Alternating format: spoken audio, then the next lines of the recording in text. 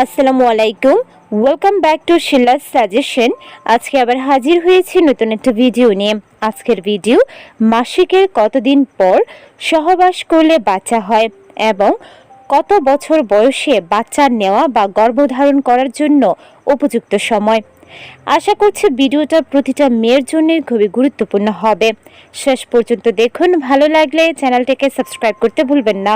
প্রতিটা মেয়েরই নারী হওয়া বা মেয়ে হয়ে জন্ম হওয়ার সার্থকতা বা পরিপূর্ণতা পায় গর্ভধারণ করার মাধ্যমে। তবে আমরা হয়তোবা অনেকেই জানি না গর্ভধারণ করার একটা নির্দিষ্ট সময় আছে যা সর্বোত্তম। অল্প বয়সে এবং বেশি বয়সে গর্ভধারণ দুটি ঝুঁকিপূর্ণ হতে পারে। গর্ভধারণ করার জন্য 20 থেকে 35 বছর বয়স হচ্ছে সর্বোত্তম একজন মেয়ের জন্য। তবে তার আগে কিংবা পরে গর্ভধারণ করতে পারবেন না এমনটা নয়। তবে 20 থেকে 35 বছর বয়সে গর্ভধারণ করলে অনেক ধরনের সমস্যা কম হতে দেখা যায়।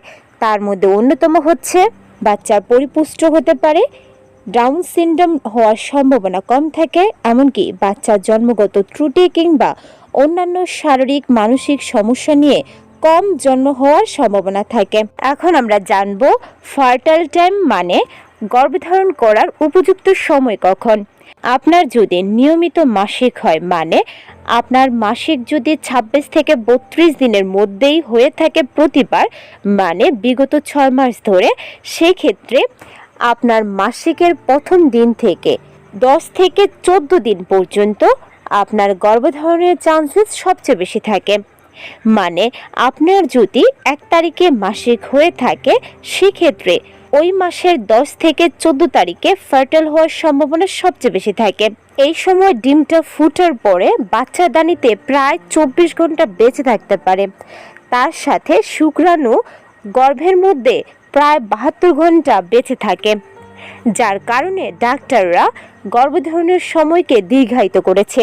মানে মাসিক শুরু হওয়ার 10তম দিন থেকে 20তম দিন, মানে মাঝের 10 দিনকে বিপজ্জনক বা গর্ভধারণের সর্বোত্তম সময় হিসেবে গণনা করা হয়।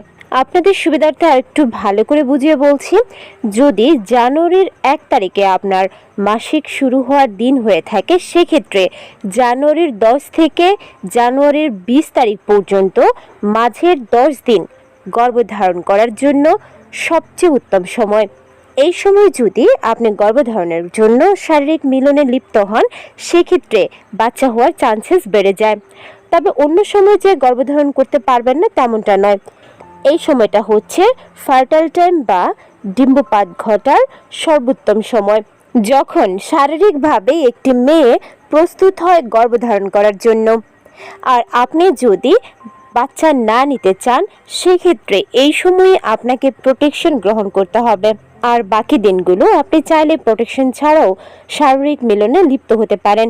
আশা করছি বুঝতে পেরেছেন মাসিকের কতদিন পরে সহবাস করলে বাচ্চা হয়। তবে যারা দীর্ঘদিন ধরে চেষ্টার পরেও বাচ্চা নিতে পারছেন না, তাদের জন্য পরামর্শ থাকবে আগে থেকে ডাক্তারের পরামর্শ নিয়ে নির্দিষ্ট সময়ে শারীরিক মিলন করতে। এতে করে বাচ্চা হওয়ার চান্সেস অনেক বেশি বেড়ে যায়।